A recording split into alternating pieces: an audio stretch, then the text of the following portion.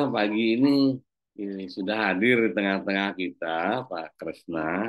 Nanti yang akan menyampaikan materi dia ya pada hari ini. Terima kasih Pak Kresna sudah bersedia menyampaikan materinya pada kelas kami ini. Yang sebelumnya kami perkenalkan, jadi ini adalah mahasiswa kelas mahasiswa program studi komunikasi dan pengembangan masyarakat ya, yang semester ini mengambil mata kuliah jurnalistik pembangunan. Nah, sekarang ini adalah salah satu sesi dari kuliah dari 14 sesi pertemuan kuliah yang kami lakukan. Dan sekarang sudah ini adalah sesi ke-8. Mereka baru saja selesai menyelesaikan UTS minggu yang lalu. Ya, sekarang sesi 8 sampai 14 itu sesi setelah UTS untuk UAS ya. Nah, dan saya kebetulan pada hari ini memang bertugas untuk masuk di kelas ini sehingga saya akan menjadi moderator di sini selama Pak Kresna menjadi membawakan kuliah pada hari ini. Baik ya teman-teman semua mungkin belum kenal ya Pak Kresna ini siapa. Nah beliau ini sekarang aktif sebagai redaktur ya di proyek Multatuli. Apa itu proyek Multatuli nanti Pak Kresna sendiri yang akan lebih jelas menyampaikannya kepada kita semua. Ya, ya sekilas saya tahu. Nah Pak Kresna ini anak muda yang sangat ya termasuk generasi apa milenial ya. Udah termasuk generasi milenial ya. Saya kan generasi apa ya istilahnya, yang segala-segala zaman lah dari mulai ini ada ya. Tapi kalau lihat tanggal lahirnya Pak Kresna ini ya cuma selisih 8 hari setelah hari lahir saya, sama-sama lahir di bulan Januari ya. Cuma tahunnya saja yang berbeda 25 tahun. Yang lebih lebih duluan saya 25 tahun saja. Oke, nah Pak Kresna ini orang Jogja ya, Jogja asli ya. Teman-teman, Pak Kresna ini orang Jogja asli. Nah, sekarang ini seperti saya sampaikan, sekarang ini aktif sebagai editor di Project Multatuli. Nah, beliau ini, Pak Kresna ini sudah berkecimpung di dunia jurnalis sejak tahun 2013, saya kira ya. Itu dari mulai menjadi reporter ya di harian media online ya, media online yang di Yogyakarta, beberapa ini. Kemudian juga sebagai kontributor pernah, reporter di Tirto juga pernah, editor di Tirto juga, tirto.id pernah ya. Ini beberapa kali teman-teman dari Tirto ini pernah juga masuk di kelas kita Pak Kesna ya. Nah, sebagai reporter tentu saja Pak Kresna ini aktif di Asosiasi Jurnalis Indonesia ya. PWI tidak ikut ya? Enggak, Pak. Cuman boleh ikut salah satu kan, jadi harus Salah milih satu ya, yang boleh. organisasi profesi kan. Oke, iya. Dan juga ada di Indonesia Data Journalism Network ya, jaringan data jurnalisme Indonesia itu ada. Kalau sekolahnya dulu Pak Kresna ini di Yogyakarta ya. Hmm, tapi, tapi di samping sekolah Pak Kresna juga pernah mengikuti pelatihan-pelatihan ya. Tentu saya berkaitan dengan jurnalis itu dan pernah di pelatihan AJI ya, ada pelatihan untuk pelatih. Nah, jadi sekarang nih Kak, udah udah ikut pelatihan untuk pelatih, gitu. Jadi sudah bisa menjadi pelatih nih Pak Kristal. Gitu. Beberapa penghargaan juga pernah diperoleh ya, sebagai liputan terbaik ya, kemudian ada fellowship liputan dari serikat jurnalis juga untuk keberagaman dan sebagainya yang lain-lain sudah pernah diperoleh ya, dan Pak Kresna juga sudah melahirkan satu buku ya di Iya. 2021 judulnya ini bagus sekali ini kabar buruk hari ini, judulnya kabar buruk tapi ya judul yang bagus sudah. Nah itu sekilas tentang Pak Kresna, Anda nanti bisa lebih berkenalan lagi mengenal lagi Pak Kresna. Hari ini Pak Kresna ini akan membawakan topiknya sesuai dengan yang sampaikan ke saya adalah tentang jurnalisme investigasi. Iya, ya. Hmm. Pengalamannya banyak dari investigasi di sini. Tirto pernah menjadi jurnalis investigasi, ya, dan sebagainya. Nah, tentu saja hal yang praktis di lapangan, pengalaman sebagai jurnalis adalah Pak Krisna yang yang banyak pengetahuannya dan pengalamannya, itu ya, alhamdulillah hari ini bisa berbagi dengan kita. Dan kepada teman-teman semua, silakan disimak betul-betul apa yang disampaikan oleh Pak Kresna ini, ya, saat ini, karena ini sesuatu yang sangat berharga bagi kita supaya kita tidak hanya mengenal apa ilmu jurnalistik pembangunan, tetapi juga bagaimana kegiatan jurnalistik pembangunan ini yang terjadi di lapangan, langsung dari orang yang melakukan aktivitas itu sehari-hari. Nah, baik, nanti kalau ada yang bertanya, ada sesi sendiri di belakang pertanyaan ya Pak Krisna. Jadi sekarang paparannya dulu, nanti setelah itu ada sesi sendiri untuk pertanyaan. Waktu kita ini, kita mulai jam 8 sampai pukul 19, pukul 9 lewat 40 ya Pak Krisna. Jadi ini dua jam pelajaran per hari.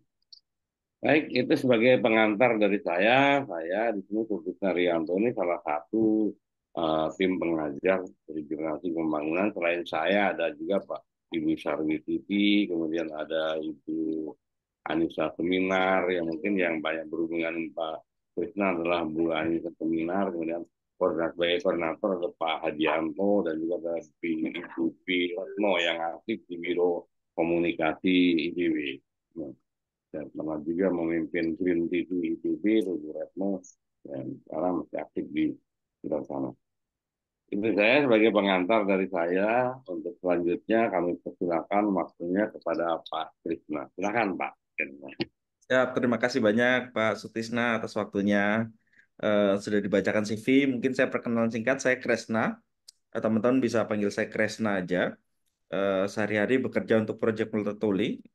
Nanti akan saya jelaskan apa itu Project Multatuli di slide dan juga bagaimana kami bekerja untuk melakukan kerja-kerja jurnalisme yang berpihak ya, jurnalisme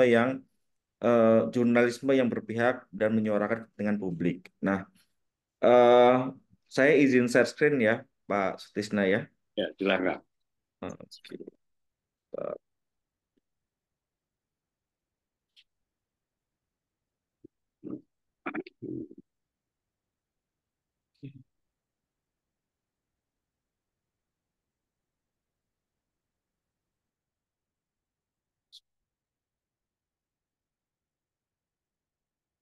Saya off cam dulu Pak ya, sambil menjelaskan supaya nggak berat nih internetnya. Oke, teman-teman,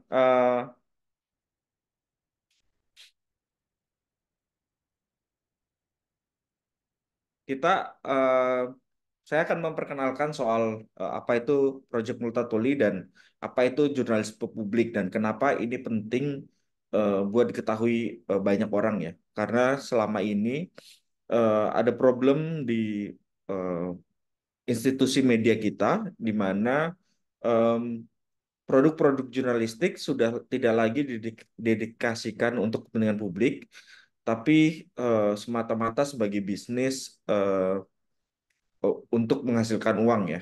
Dan impact-nya itu akan panjang pada eh, masalah iklan. Kalau teman-teman baca baca media misalnya kompas.com, tempo.co gitu, kalau baca tuh isinya semuanya penuh dengan iklan gitu ya. Jadi kepentingannya tuh kepentingan klik, kepentingan iklan. Project Multatuli mencoba menawarkan gagasan baru yang disebut dengan jurnalisme publik. Dan ini nanti akan berdampak pada apa yang kami kerjakan dan bagaimana kami bekerja untuk melakukan peliputan, investigasi, dan reporting, dan lain-lainnya. Nah, Project Multatuli itu kita adalah sebuah inisiatif jurnalisme yang memang didedikasikan untuk melayani kelompok yang dipinggirkan, eh, kemudian mengawasi kekuasaan agar tidak ugal-ugalan. Jadi ada dua hal yang kita fokus, isu yang kita advokasi lah lewat tulisan gitu. Yang pertama kelompok yang dipinggirkan, kemudian juga ada kekuasaan yang ugal-ugalan. Dua hal itu yang akan kita pantau lewat kerja-kerja jurnalistik. Nah, bagaimana caranya melayaninya ya mengangkat suara-suara yang dipinggirkan, terus komunitas-komunitas yang diabaikan, dan isu-isu dasar yang selama ini tuh jarang sekali dibicarakan di media mainstream. Misalnya komunitas yang diabaikan itu masyarakat adat ya. Project Multatuli punya konsen ke masyarakat adat dan selalu punya liputan-liputan soal masyarakat adat di Project Multatuli. Dari kita baru 3 tahun dan selama 3 tahun itu kita konsisten untuk mengangkat problem-problem dari komunitas masyarakat adat.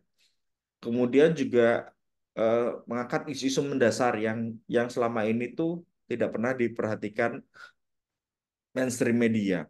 Misalnya salah satu liputan yang cukup ramai buat teman-teman Gen Z itu kita mengangkat soal liputan underprivileged Gen Z yang sebenarnya mengcapture Gen Z yang selama ini tidak pernah kelihatan tapi sebenarnya ada di depan mata. Kalau di media, di lembaga survei, kebijakan pemerintah, Gen Z itu selalu dilabeli dengan misalnya kelompok anak muda yang tech savvy, kemudian sering nongkrong di warung kopi, di Starbucks gitu kan.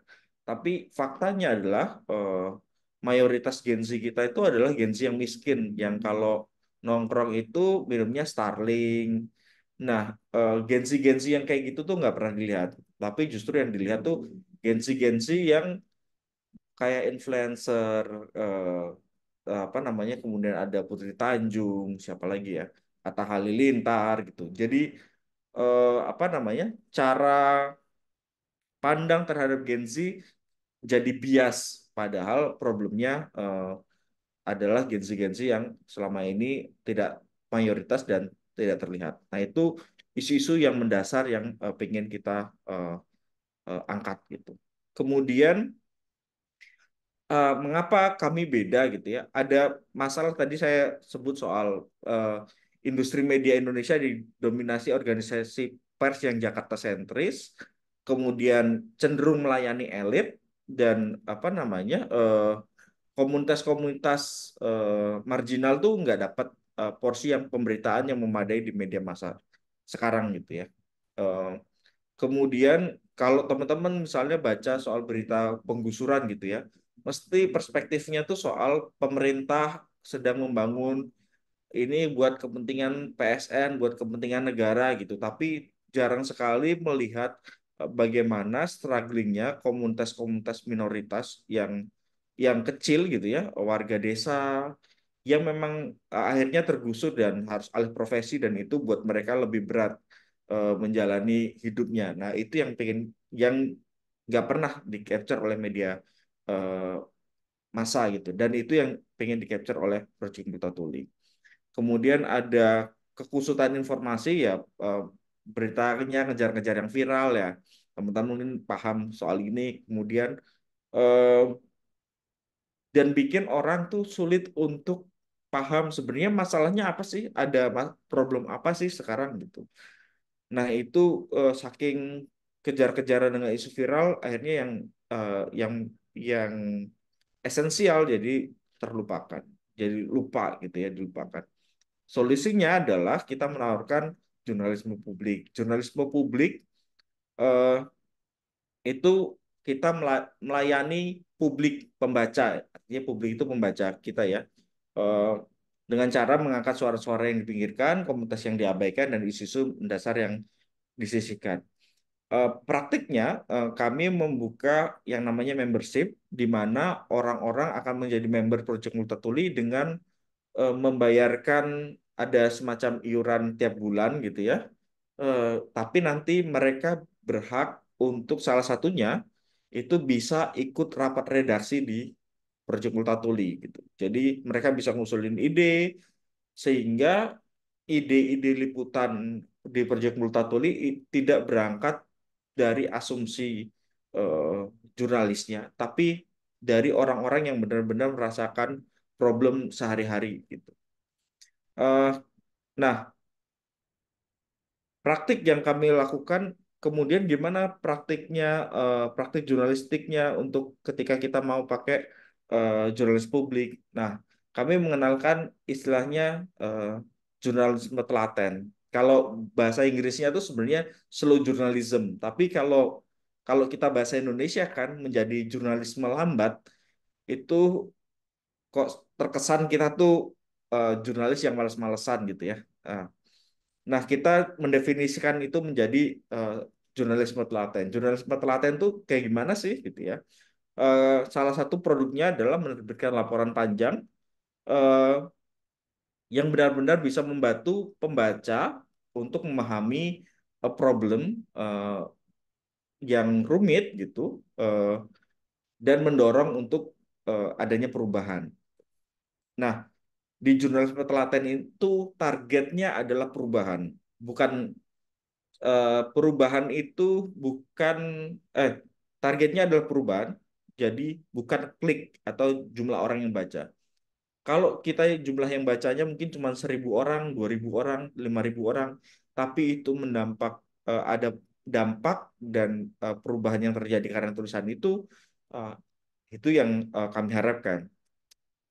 Dampak yang paling eh, kita inginkan tentu adanya perubahan kebijakan. Tapi itu tidak selalu bisa terjadi ya karena prosesnya itu panjang. Nah, bagaimana eh, menerapkan jurnalisme telaten sampai ke menghasilkan dampak itu nanti ada proses yang akan aku jelaskan dalam materi ini. Next, jurnalisme telaten itu kita ada 4 produk. Pertama ada in-depth investigasi. Eh, Fokusnya tuh lebih pada eh, menginvestigasi problem-problem publik yang terkait dengan kepentingan publik dan mengawasi kekuasaan supaya nggak ugal-ugalan. Kekuasaan yang nggak ugal-ugalan tuh gimana sih?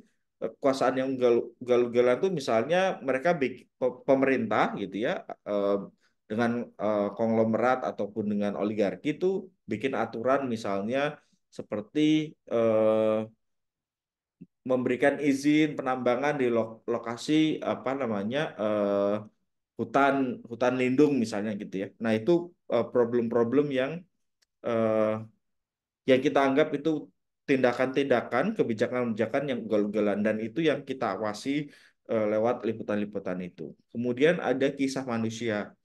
Jadi eh, lebih banyak cerita-cerita dari Project Multatuli itu cerita tentang manusianya. Kami tidak jarang sekali bicara soal apa ya soal eh, omongan politisi di Jakarta, tapi kita lebih banyak cerita tentang manusia-manusia yang mungkin terdampak atas kebijakan eh, dan juga apa namanya manusia-manusia mungkin yang punya gagasan untuk sesuatu yang baik gitu ya. Sebagai contoh baik, misalnya masyarakat adat, kita misalnya menulis bagaimana eh, masyarakat adat, misalnya di Boti, di NTT itu bisa bertahan menghidupi diri sendiri ketika masa pandemi COVID tanpa bantuan pemerintah. Sementara di masyarakat umum mereka tuh sangat bergantung pada bantuan pemerintah. Dan itu cara hidup masyarakat Boti itu kami ceritakan supaya masyarakat terinspirasi ya dan muncul komunitas-komunitas yang mungkin bisa meniru cara masyarakat adat bekerja gitu ya. Kemudian ada visualisasi data, laporan data. Sekarang trennya semua data. Kami juga bikin apa namanya laporan data. Ada yang modelnya news game, ada yang visualisasi data aja gitu. Teman-teman bisa baca di Project Tertentu ada beberapa liputan yang based on data. Ya, baru-baru ini kita ngerilis soal baru hari Senin kemarin kita ngerilis investigasi soal monopoli proyek tender jalan di Lampung yang bikin jalan di Lampung tuh 60% lebih tuh rusak gitu ya. Karena ternyata tender-tendernya, triliunan tendernya itu dimonopoli satu kelompok eh, yang memang orangnya isinya orangnya itu aja. Nah, ini tadi soal masukan pembaca. Nah, pembaca ini penting buat kami karena pembaca ini yang jadi nyawa Project Multatuli untuk menggali isu-isu ini ya yang sedang berkembang di masyarakat atau isu-isu yang esensial yang apa namanya yang selama ini luput jadi pembicaraan. Beberapa ide liputan dari kami punya kawan M, member ini sebutannya kawan M itu misalnya isu pendidikan itu kawan M yang mengusulkan. Kemudian ada serial skrip kecil soal apa namanya para pekerja-pekerja di rantai paling bawah di industri digital gitu. Itu juga teman-teman dari eh, membership kawan M yang eh, mengusulkan itu. Bedanya indep dan investigasi ya indep bikin laporan mendalam, memetakan masalah gitu ya. Kalau investigasi kita sudah sampai pada menunjuk siapa yang melakukan dan eh, ada yang tertuduh lah gitu ya. Jadi ada dua yang membedakan ketika kita bicara soal indep dan investigasi. eh, Sebagian besar di Project Multatuli itu masih in-depth reporting gitu ya. Artinya kita mengurai problem-problem yang dialami oleh masyarakat. Kemudian ini kita buka kenapa problemnya, siapa yang menyebabkan eh, eh, masyarakat menjadi mengalami kerugian gitu ya. Nah, kalau untuk investigasi, ini kita sudah mengungkap sebuah kasus kejahatan seperti aku cerita tadi, laporan investigasi soal Lampung di jalan di Lampung itu eh, bermula dari kasus kalau teman-teman ngikutin tahun kemarin mobilnya Presiden Jokowi nyangkut di Lampung dan itu viral banget dan kita memulai investigasi itu dari tahun kemarin, dari bulan Juli dan baru terbit di apa tanggal 1 April kemarin ya. Jadi prosesnya buat satu investigasi itu bisa hampir setahun ya prosesnya. Tuh, karena memang banyak sekali data yang kita olah dan juga harus informasi yang lebih solid. Nah, ini serial eh, di Project Multatuli semua produknya itu hampir semuanya tuh serial. Serial itu gimana? Misalnya ada masyarakat adat. Jadi kita bisa bikin lebih dari eh, satu tulisan soal masyarakat adat dan itu selalu ada. Setiap tahun tuh mesti kita misalnya tahun ini ada 10 tulisan soal masyarakat adat gitu ya. Terus eh, di tahun yang sama kita juga nulis soal percuma lapor polisi. Kemudian ada dunia pendidikan, ada skop kecil, generasi yang berat. Jadi kenapa kami memilih modelnya serial reportase? Karena untuk menghasilkan dampak itu nggak bisa hanya dengan satu tulisan. Kalau kita mau ada dampak, kita harus secara continuous menulis satu isu yang sama eh, dengan masalah-masalah yang mengangkat masalah-masalah yang dialami oleh masyarakat selama ini. Nah, ada eh, salah satunya misalnya percuma lapor polisi ya. Ini juga salah satu ide dari kawan M, member Project Multatuli, eh, untuk mengangkat kasus-kasus yang eh, dilakukan oleh polisi, tapi pelakunya polisi atau kasus-kasus yang selama ini dihentikan oleh polisi atau tidak ditindaklanjuti oleh polisi, padahal itu sesuatu yang penting. Ide awalnya itu hanya karena waktu itu ada beberapa teman-teman dari eh, pembaca Percepulta Tuli cerita bahwa mereka tuh misalnya ada yang kehilangan motor, lapor ke polisi tapi nggak di follow up apa-apa gitu ya. Ada yang lapor kehilangan apa tapi nggak di follow up apa-apa gitu. Dan akhirnya kok rasanya percuma nih lapor polisi yang ada kasus-kasus yang penting justru dihentikan. Nah, serial ini yang eh, kita gawangi dan tiap tahun kita usahakan ada liputan-liputan terkait serial ini. Dan selalu ada serial baru di setiap tahunnya. Nah, sekarang kita masuk tadi kita tahu dasar bagaimana ide Project Multatuli lahir dan apa gagasannya, siapa yang mau diadvokasi lewat tulisan-tulisan, isu-isu apa yang penting gitu ya. Nah, terus bagaimana kita membuat cerita itu kuat dan menghasilkan dampak. Nah, ini proses di redaksi Project Multatuli ya. Mungkin aku nggak tahu di redaksi lain, tapi mungkin agak sedikit berbeda. Nah, di Project Multatuli biasanya kita mulai dari usulan rapat redaksi. Rapat redaksi ya mungkin teman-teman udah paham lah ya, belajar bagaimana ide sebuah liputan itu dimulai dari rapat, kemudian kita diskusikan di sana. Nah, ketika ide itu dianggap cukup menarik, eh, kami biasanya reporter di Perjalanan Tuli akan memulai riset dan kita akan mengundang diskusi eh, expert gitu ya. Jadi biasanya kita akan undang satu expert, terus reporter-reporter dan kontributor yang mau terlibat untuk menulis serial itu akan kita ajakin untuk diskusi bareng, Zoom bareng lah, untuk dapat insight dari expert gitu. Problem mendasarnya apa sih? Nah, setelah diskusi dengan expert, riset datanya juga udah ada, kemudian kita bikin outputnya, menentukan output. Outputnya tuh mau apa?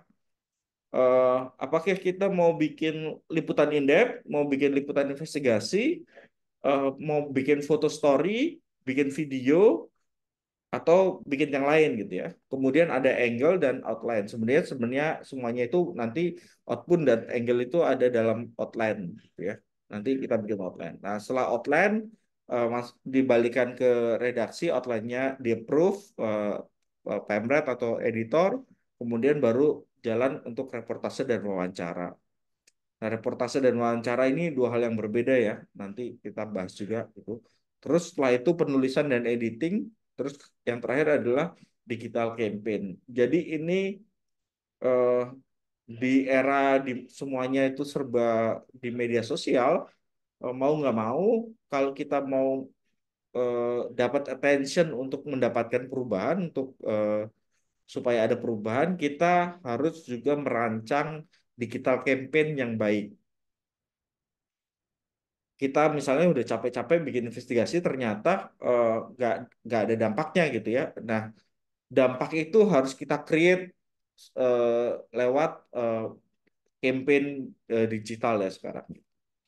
Nah, ini aku mengambil contoh bagaimana Project Multatuli bekerja di isu skrup kecil. Isu skrup kecil ini itu pertama kita mengangkat soal kurir ya. Teman-teman bisa googling aja skrup kecil Project Multatuli nanti itu bisa keluar tuh. Jadi tahun berapa ya? Ini 2021 kalau nggak salah, ada banyak video-video viral di mana kurir-kurir yang COD itu eh, ini ya dimarah-marahin eh, sama konsumen, konsumennya nggak mau bayar eh, karena barangnya nggak sesuai. Tapi kan kurir tugasnya cuma nganter ya, bukan bukan apa? Bukan penjual gitu mereka. Dan eh, tantangan lain yang dihadapi oleh kurir-kurir misalnya target, relasi kerja gitu. Dan itu yang kemudian bikin Project Multatuli kayaknya menarik untuk mengangkat isu kurir. Eh, Skrup kecil mulanya dari kurir, tapi kemudian kita bahas juga driver ojol yang tahun kemarin kita mulai juga itu bahas soal driver ojol. Nah, kita mulai tadi dari ide liputan dari rapat redaksi. Nah, ide liputan skrup kecil itu bermula tadi cerita kurir yang sering muncul di media sosial, mulai dari ribut dengan pembeli COD, bayaran murah dengan beban kerja yang gila, dan kasus kematian kurir karena kelelahan saat musim diskon. Nah, eh, ini waktu itu kita bingung sebenarnya. Ini gimana ya kita harus mengangkat problem kurir ini ya?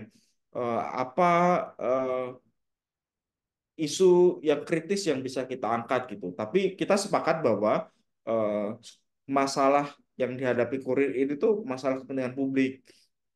masalah yang dihadapi oleh orang-orang yang menurut Project Multatuli bagian orang-orang yang terpinggirkan gitu ya. Orang-orang yang yang selama ini tidak pernah dapat attention dari mainstream media gitu. Nah, skrup kecil ketika kita sudah mulai ngobrol di rapat redaksi, kemudian kita lanjut ke riset dan diskusi dengan expert. Nah, waktu itu kita mengundang Mas Arief Novianto, dia peneliti dan dosen UGM, untuk ngasih insight. eh, Kasarnya begini ya, Mas Arief, kita pengen nulis isu soal kurir. Kira-kira kita harus mulai dari mana ya? Eh, karena kita nggak paham nih problem kurir tuh yang mendasar tuh apa gitu. Apa masalah mendasar dari para kurir? Nah, di sana kemudian Mas Arief kasih paparan hasil risetnya dia, eh, problemnya apa aja dari mulai sistem kerja, upah, terus beban kerja, eh, relasi antara kurir dan eh, perusahaan itu gimana, dan apa problem-problem yang dihadapin sama kurir sehari-hari itu apa gitu. Nah, setelah kita dapat insight banyak dari Mas Arief, kemudian kita eh, mulai itu mengerucutkan, oh kita bikin outline ya, angle-nya apa, output-nya apa gitu ya. Nah, waktu itu kita merancang ada 3 output produk liputan. Yang pertama ada tulisan in-depth storytelling atau liputan naratif dan liputan partisipatif. In-depth storytelling itu sebenarnya naratif journalism, jadi model penulisan yang naratif gitu. Kemudian ada liputan partisipatif. Jadi liputan di mana eh, jurnalisnya terlibat langsung dalam sebuah story atau sebuah peristiwa gitu. Kemudian kita juga bikin ada foto story, feature, kemudian kita bikin news game simulasi upah kurir gitu. Angle-nya apa? Ada kepentingan ketimpangan relasi kerja, ada pengalaman kerja kurir yang untuk menceritakan beban kerja dan lain-lain dan problemnya mereka. Terus kemudian pengalaman kerja reporter sebagai kurir. Nah, ini tadi yang aku sebut sebagai liputan partisipatif. Jadi ada salah satu reporter Project Multatuli yang mendaftar untuk jadi kurir dan dia kerja sebagai kurir sekitar 2 minggu ya untuk dapat experience dan story yang lebih kuat gitu dari pengalaman itu. Nah, kemudian bikin outline-nya lah, kira-kira gitu. Nah, ini eh, aku buka di sini ya. Tadi aku singgung soal di sini soal ada ini ya, ada angle-nya soal ketimpangan relasi kerja, pengalaman kurir gitu ya. Nah, itu dalam prakteknya kita bagi ke dalam berbagai tulisan ya, banyak tulisan. Ini ada untuk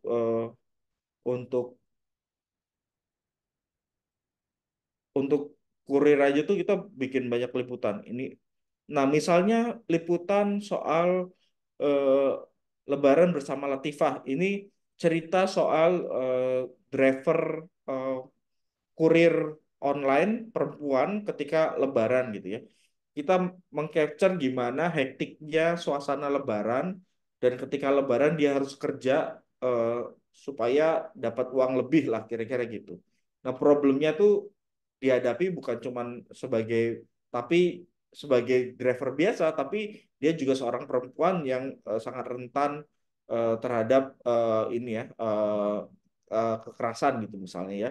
Dan itu dan itu yang kita capture soal cerita dan beban kerja yang gila-gilaan untuk yang dilakukan oleh Bu Latifah. Kemudian di sini cerita dari Gorontalo ini kita angle-nya fokus pada reporter mengikuti kerja seharian kurir dan pengalamannya gimana eh, dan bagaimana ini ya apa namanya eh, pendapatannya mereka tuh dapatnya berapa sih kalau sehari mengejar target berapa kilometer dia harus menempuh perjalanan gitu-gitu.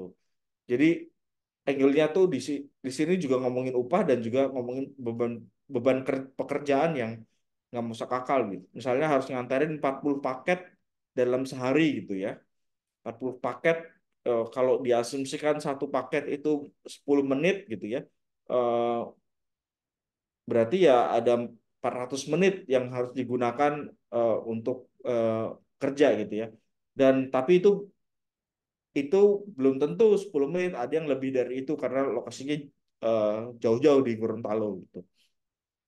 Kemudian yang diangkat di Jambi soal relasi kerja.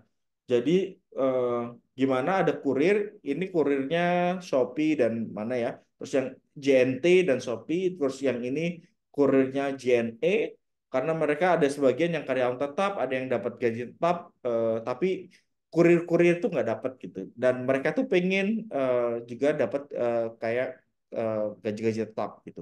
Nah isunya soal relasi kerja dan upah gitu. Nah ini soal relasi kerja di Bandung kita capture soal kemitraan. Eh, Kemudian kita juga capture khusus ngomongin soal waktu itu Gojek dan Tokopedia baru join, baru merger dan kita eh,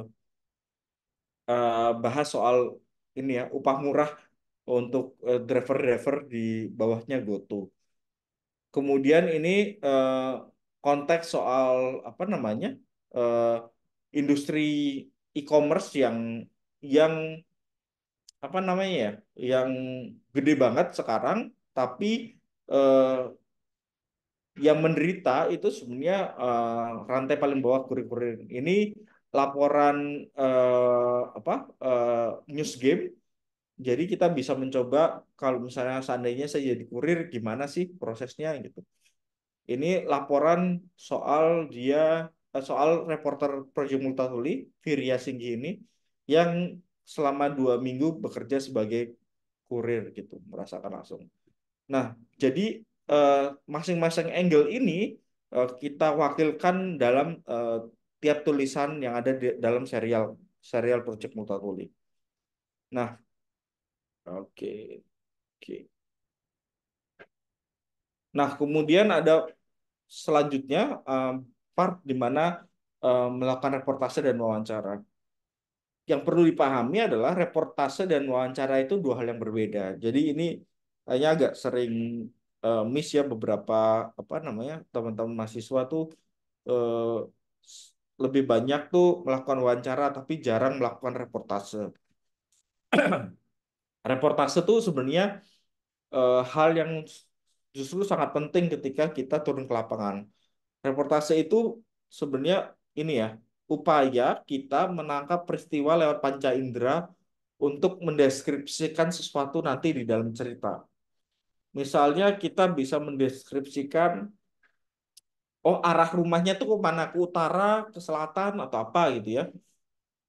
Cuacanya tuh gimana, eh, keramaiannya gimana. Jadi yang ditangkap mata, yang ditangkap indera ya, mata, bau, kemudian eh, di peraba di kulit misalnya mataharinya terik banget sakit di kulit gitu ya.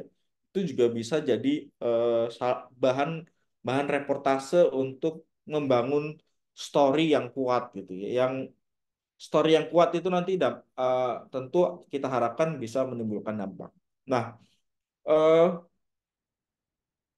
ini ya contohnya dari reportase dilakukan dengan mengikuti kerja seorang kurir dari pagi sampai malam. Jadi reporter bisa tahu gimana susahnya melewati jalan-jalan berlubang di daerah yang gelap gitu ya di Gorontalo. Jadi eh, ada story soal eh, kesulitan itu ya. Ada story di mana itu tidak hanya bermula atau berasal dari omongan narasumber. Nah, paling banyak media-media itu semuanya itu modelnya wawancara tapi bukan reportase. Misalnya eh, story politik. Misalnya apa ya? Ada politisi A ngomong apa gitu. Ya wartawan cuman ngomong aja, cuman ngutip omongannya, kemudian dipublikasi. Nah itu namanya wawancara gitu. Tapi kalau reportase, ketika dia ngomong itu ada gimmick apa, ada gerakan apa. Misalnya eh, ada satu satu momen ini yang menarik ya. Eh, yang di capture salah satu waktu itu aku masih kerja di Tirto. eh, ketika waktu itu kasus APBD DKI Jakarta di mana ada anggaran pembangunan kolam yang nilainya tuh fantastis lah gitu. Nah, waktu itu eh, semua media hanya menulis omongannya Ketua DPRD eh, ketika dia ngomong lagi ada rapat terbuka gitu. Tapi eh, reporter reporter eh, Tirto waktu itu dia mengangkat men, ini ya menangkap eh, gestur tubuh memberikan kode kepada eh, temannya untuk diem atau untuk eh, tidak ikut ini ya, tidak untuk ikut bicara dulu gitu. Jadi seperti ada pengkondisian gitu. Nah itu salah satu yang ditangkap lewat penglihatan gitu. Nah, nah itu membuat story itu jadi sangat kuat. Nah, kemudian ada penulisan dan editing. Kalau di Project Multatuli itu kita pakai penulisan naratif, hampir di semua tulisan naratif. Penulisan naratif ini dipilih sih karena memang lebih punya kekuatan untuk menceritakan tentang manusia dan punya kekuatan untuk meraih perasaan pembaca gitu ya. Jadi tulisan bisa lebih dekat pada pembaca. Tulisan naratif tuh kayak gimana? Nah, ini paling nggak ada eh, poin, ada 5 poin penting di tulisan naratif yang disajikan oleh Project Multatuli. Yang pertama soal struktur. Struktur tulisannya tuh kayak gimana? Biasanya tuh struktur diamond, teman-teman mungkin diamond gitu. Teman-teman mungkin udah belajar lah struktur penulisan gitu. Kemudian ada sudut pandang, kemudian ada alur. Sudut pandang itu eh, apakah kita pakai sudut pandang orang pertama, pandang orang kedua, eh, atau sudut pandang yang cukup beda. Misalnya ada tulisan di Project Multatuli yang ditulis oleh reporter reporter namanya Permata Adinda. Dia menulis soal perjuangan Mbak Lita Anggraini. Dia soal aktivis apa namanya pekerja rumah tangga, tapi dia tidak banyak mewawancara eh, dengan Mbak Lita. Tapi dia justru membangun cerita tentang Mbak Lita dari para sahabatnya, dari teman-temannya dia, dari teman-temannya dari zaman kuliah, dari teman-temannya eh, dari keluarganya, dari apa para pekerja rumah tangga yang selama ini banyak diadvokasi sama Mbak Lita. Jadi cerita itu dibangun dari sudut pandang orang-orang yang ada di sekitar eh, Mbak Lita. Dan itu story itu jadi bagus banget karena ada banyak cara pandang yang berbeda terhadap balita sebagai aktivis sekaligus sebagai ya manusia biasa lah kira-kira gitu. Kemudian ada alur. Alur ini eh, kalau teman-teman baca novel ini sebenarnya baca fiksi gitu ya. Alur itu biasanya ada pembukanya apa, kemudian kita akan menempatkan konflik itu di mana, kemudian konflik itu akan turun turun kapan gitu. Tapi biasanya konflik itu kan biasanya itu eh, ada di tengah ya. Terus alurnya apakah maju atau mundur, apakah ada flashback atau apa gitu ya. Nah ini eh, yang akan salah satu hal penting yang perlu diperhatikan ketika mau bikin tulisan naratif. Kemudian ada penokohan, ini juga yang penting. Jadi ketika kita bikin tulisan yang naratif kayak di Project Multatuli, satu hal yang penting harus ada penokohan. Jadi ada satu orang subjek manusia yang menggerakkan cerita. Jadi dia yang akan membawa cerita itu mengalir kemana. Eh, hampir di semua liputan Project Multatuli itu selalu ada penokohan. Ada tokoh, ada orang yang dia jadi center of story ya. Dia akan cerita dia ngapain, dia ketemu siapa, atau dia jadi korban apa, tapi fokus centernya dia menggerakkan ceritanya. Nah, yang terakhir adalah soal konteks, analisis, dan data. Kalau yang struktur, sudut pandang, alur penokohan itu sebenarnya unsur-unsur yang ada di yang selama ini digunakan dalam penulisan fiksi. Tapi eh, untuk di jurnalisme naratif kita karena based on fakta, eh, peristiwa yang benar-benar nyata, kita menambahkan konteks, analisis, dan data. Konteks itu seperti apa? Kayak misalnya tadi kita di liputan kurir tadi ngomongin soal nasib-nasib kurir ya. Tapi kita ngomongin juga konteks soal bagaimana industri e-commerce yang sekarang lagi gede banget dan kapital eh, kebijakan dan kapital marketnya tuh mengarah untuk kepentingan industri itu gitu. Jadi ngasih konteks-konteks besar yang eh, jarang jarang dibicarakan juga oleh misalnya ngomongin soal relasi kerja gitu ya. Ternyata ada kebijakan di mana yang itu membolehkan sistem kemitraan, walaupun sistem kemitraannya itu sebenarnya timpang gitu. Nah, itu yang dianalisis gitu. Kemudian ada menggunakan data. Nanti kita akan lihat contoh bagaimana penggunaan datanya. Eh, Kemudian yang terakhir tadi digital campaign. Nah, karena target kita itu tulisan itu menghasilkan dampak, maka kita perlu mikirin distribusi dan diseminasi tulisan. Kalau yang dilakukan oleh Project Multatuli misalnya di laporan kurir, laporan ya kurir dan serial skrup kecil itu bikin rancangan konten khusus yang memang konten khusus untuk media sosial. Eh, Hampir di semua kontennya Project Multatuli, tulisan mesti akan ada campaign di media sosial yang produknya berbeda dengan tulisan gitu ya. Mungkin ngambil poin-poin penting yang ada di tulisan kemudian dijadikan konten di media sosial. Tapi itu punya pengaruh yang besar. Kemudian membangun interaksi dengan pembaca atau membangun engagement dengan pembaca.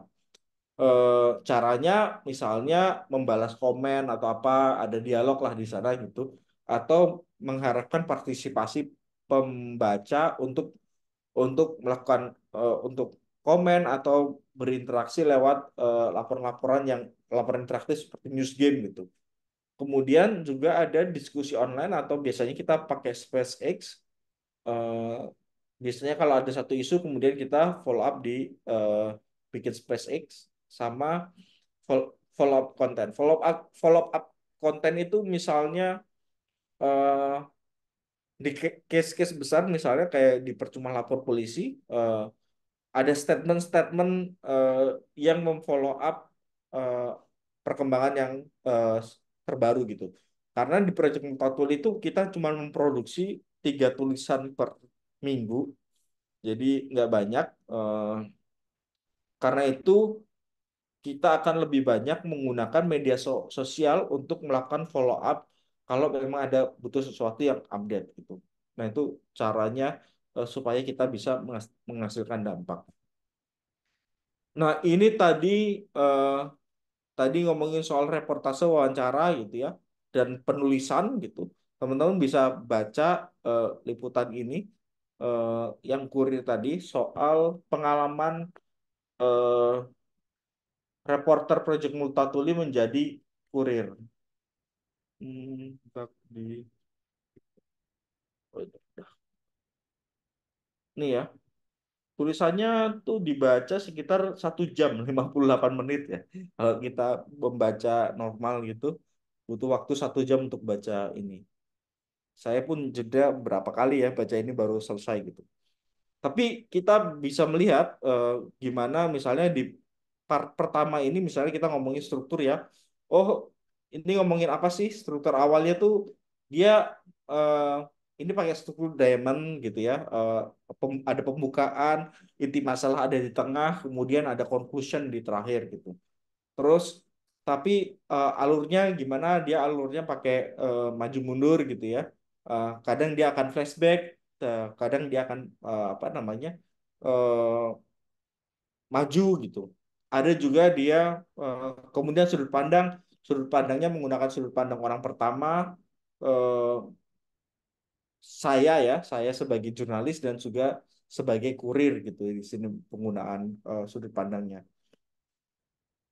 Nah, eh, sudut pandang eh, di jurnalistik itu sebenarnya kita bisa explore. Biasanya tuh cuman pakai dua sudut pandang. Sudut pandang orang pertama dan sudut pandang orang kedua. Ketiga, sorry. Biasanya pakai dia atau aku gitu ya, atau saya gitu. Biasanya tuh pakai eh, dua sudut pandang itu. Tapi sebenarnya kita juga bisa mengeksplor dengan menggunakan sudut pandang orang eh, kedua, sudut pandang orang kedua, tapi memang cara penulisannya agak rumit, tapi itu bisa dilakukan pakai kamu gitu ya. Jadi kamu bangun pagi jam segini, tapi kamu yang dimaksud itu kalau seolah-olah kita membaca kan seolah jadi pembaca ya, yang bangun pagi. Tapi sebenarnya kamu itu merujuk ke tokoh yang dibangun gitu. Nah, kemudian penokohan. Penokohan di sini tokohnya tentu wartawan, si wartawannya sendiri, si Virianya gitu. Kemudian, nah ada data. Datanya apa bentuknya? Map. Di konteks datanya munculnya tuh di sini nih. Ada data maps, lokasi-lokasi yang memang eh, jadi tempat dia ngantar-ngantar paket gitu ya.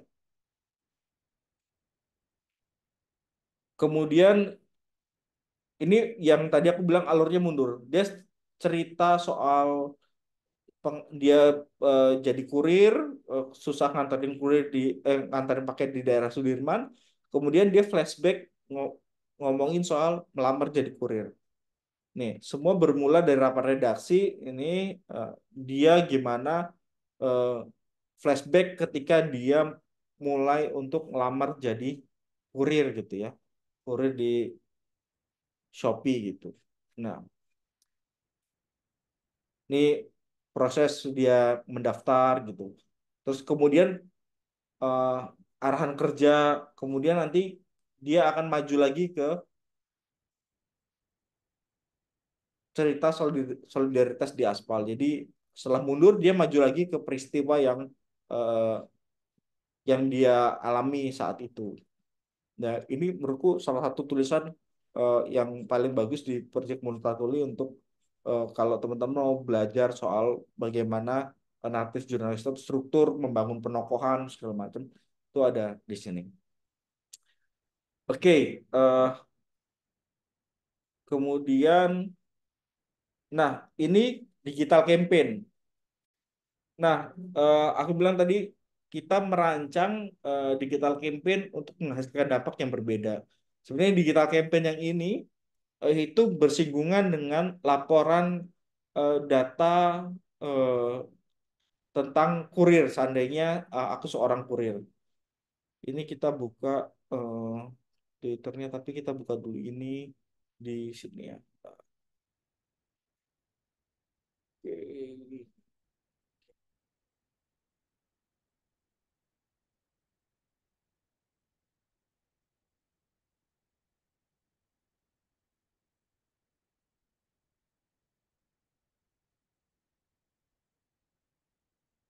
Oh, sorry.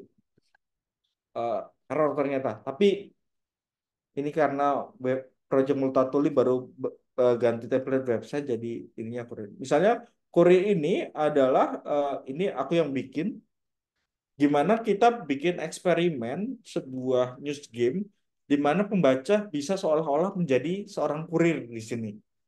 Nah, ini dimulai dari ini ya, menjadi kurir bukan hal mudah gitu ya. Dan ini adalah ceritaku.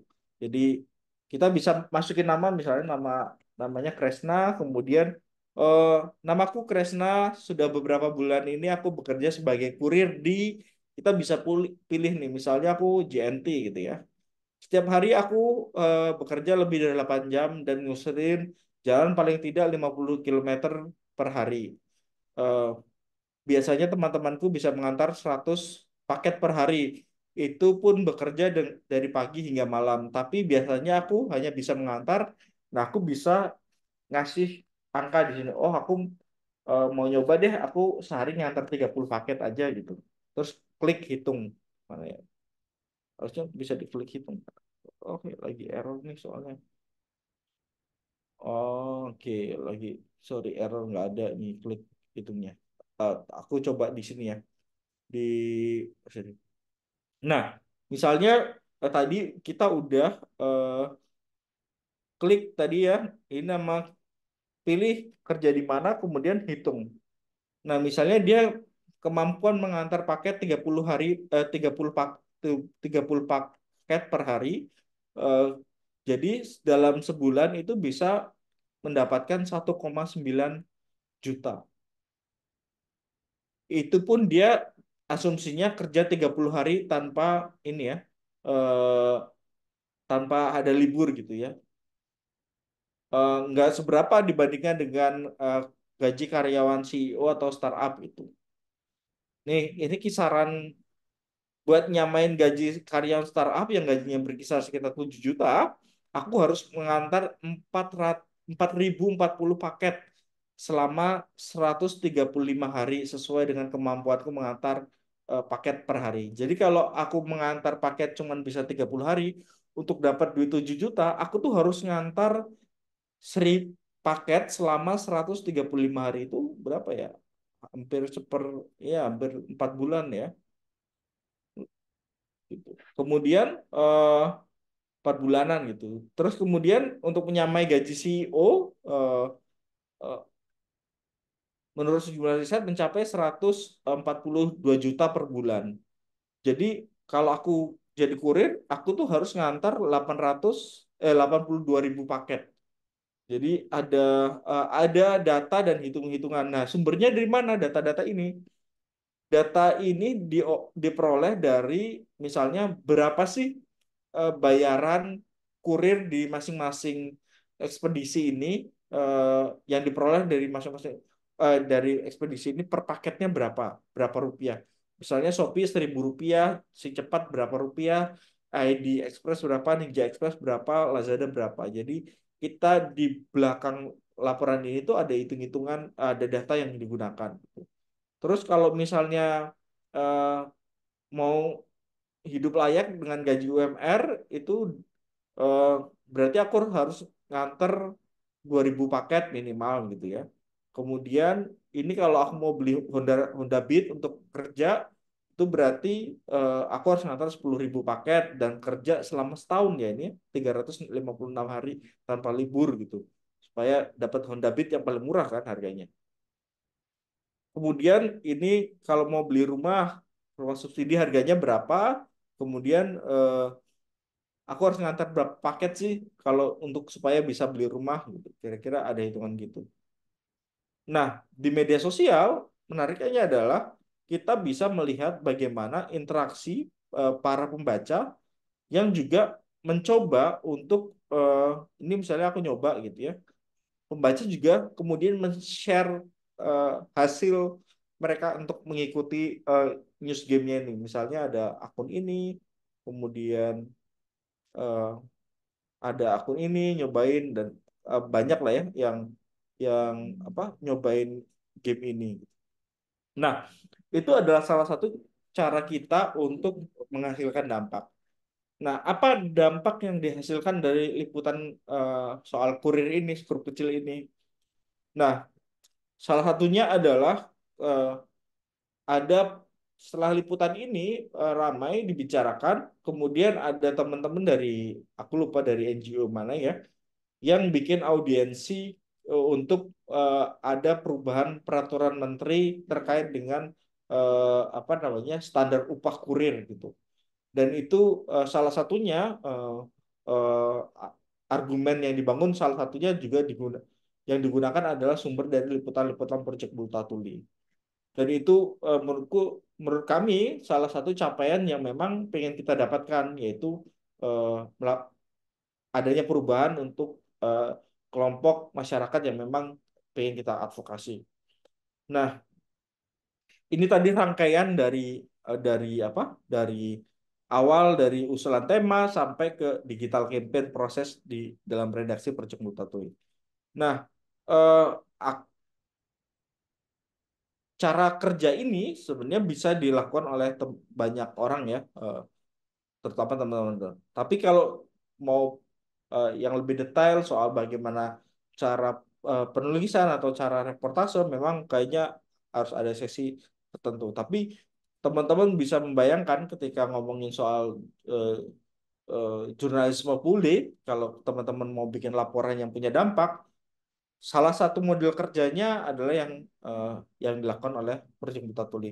Dari ini liputan, riset, diskusi dengan expert, ada penentuan output, angle, dan outline, kemudian ada reportase dan wawancara, penulisan editing, kemudian ada digital campaign. Gimana semua itu bisa eh, dilakukan? Ya kuncinya ada ada tiga ini: tekun, sabar, dan kreatif. Ya ini ya teman-teman tentu tahu kita tekun tuh kayak gimana. Eh, Misalnya dalam satu proyek liputan proyek Multatuli itu tuh bisa menghabiskan waktu cukup lama gitu. Terakhir liputan ini aku terakhir liputan investigasi soal proyek Jalan di Lampung. Kita buka deh. Ini ya. Ini dikerjakan mungkin sekitar 9 bulan ya. 9 bulan. Dan ada 1.000 proyek eh, yang di data datanya ada 1.000 proyek yang kita olah, ada 513 perusahaan dan nilainya itu 1,9 triliun. Nah, datanya ini laporan datanya, eh, da- datanya tuh teman-teman bisa Perjemput tulis selalu kalau ada laporan yang based on data, kita selalu upload datanya. Jadi teman-teman bisa orang bisa ngakses oh datanya tuh ini tahun sekian proyeknya nilai kontraknya sekian pemenang perusahaan yang menang siapa lokasi jalannya di mana kecamatan mana kabupaten mana gitu ya. Jadi kita sangat salah satunya terbuka dalam source-source eh, liputan yang menggunakan sumber data terbuka. Jadi supaya eh, eh, nggak dibilang ah hoax datanya dari mana ada kok datanya ada di sini gitu. Nah ini salah satu laporan investigasi yang melelahkan cukup ya karena ngerjainnya 9 bulan dan eh, hasilnya belum tentu banyak yang baca gitu ya. Tapi sih kita berharap laporan ini bisa bawa dampak perubahan kebijakan untuk proyek pengadaan tender jalan di Lampung. Nah itu sih yang eh, bisa aku share gitu ya. Ya harus tekun, sabar, dan kreatif ya tadi untuk memikirkan apakah kita bisa bikin news game nggak yang interaktif, terus memikirkan juga gimana supaya ada dampak digital campaign-nya gimana kita harus mikirin digital campaign juga yang menarik kira-kira gitu. Itu aja yang bisa aku sampaikan hari ini. Terima kasih banyak. Sila aku kembalikan ke Pak Sutisna. Silakan kalau ada yang mau bertanya. Terima kasih. Terima kasih Pak Kresna. Teman-teman, kita sudah ikuti penjelasan yang disampaikan Pak Kresna tadi yang lebar, jurnalistik. Ah, banyak hal yang bisa kita pelajari ya dari pengalaman Pak Kresna, dari apa yang dikerjakan tiap hari Pak Kresna, ya, dan yang dia bisa menjadi gambaran dari aplikasi teori-teori jurnalistik yang kita pelajari selama ini. Baik, untuk selanjutnya saya persilahkan siapa yang akan bertanya. Hmm, ini ada ini udah jelas ya Muhammad apa tuh namanya Muha doang ya. Ya Muhammad. Oke. Yang lain yang ada silakan angkat tangan langsung di situ ya. Nah, ini Muhammad Amrul Haq sudah angkat tangan. Baik, sambil menunggu yang lain, saya persilakan saja langsung ke Muhammad Amrul Haq. Atau kalau yang tidak bisa juga pertanyaan disampaikan di chat Zoom ini ya. Nah, nanti saya persilakan. Silakan. Panggilannya apa? Amrul ya? Siap Silakan. Pak, betul Pak. Ya, ya, silakan Amrul. Baik, terima kasih Bapak Sutisna atas kesempatannya. Sebelumnya selamat pagi Mas Kresna juga dan teman-teman semuanya. Perkenalkan, saya Muhammad Amrul Haq Maulana. Sini sebelumnya izin bertanya, tapi sebelumnya terima kasih untuk Mas Kresna sudah menyampaikan materi kuliah umum pada pagi hari ini yang sangat menarik. Namun ada beberapa yang saya highlight tadi atas penyampaian dari Mas Kresna. Yang pertama, Project Multatuli ini adalah salah satu media jurnalis yang investigatif, yang dimana proyek ini bukan pro pemerintah, yang artinya sebagai check and balance atau penyeimbang kinerja pemerintah yang saya dapat, seperti mencegah oligarki dan kinerja yang ugal-ugalan dari pemerintah. Tapi yang kedua, yang bisa saya highlight juga, yang bisa saya ambil adalah topik yang diambil dari proyek Multatuli ini adalah salah satunya seperti hal-hal yang jarang di attention oleh masyarakat ini yang membuat sedikit menarik karena misalnya seperti masyarakat adat atau Korea yang sudah dijelaskan sama Mas uh, Kresna. Tapi pertanyaan saya kepada Mas Kresna adalah kalau ngomong-ngomong terkait masyarakat adat, Mas, saya teringat sedikit dengan masyarakat adat yang ada di lokasi pembangunan IKN, di mana belakangan ini saya sering lihat berita terkait masyarakat adat yang ternyata dirampas oleh pemerintah demi keberlanjutan dan pembangunan IKN ini, namun mereka tidak memikirkan hak-hak yang dimiliki oleh masyarakat adat, Mas. Padahal masyarakat adat tersebut adalah yang sejak awal tinggal di daerah tersebut sehingga perlu perlindungan yang utama dalam masyarakat adat eh, dalam pembangunan IKN ini. Nah, pertanyaan saya, apakah dari proyek Multatuli ini pernah membuat liputan terkait masyarakat adat khususnya di IKN, Mas? Kalau pernah, mungkin bisa dijelaskan terkait perspektif dari proyek Multatuli ini, Mas. Terima kasih banyak.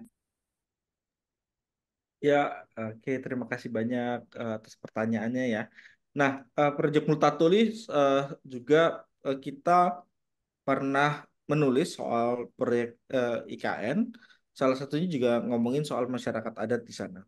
Aku lupa judulnya, tapi aku coba ini dulu ya, buka dulu di Proyek Multatuli IKN.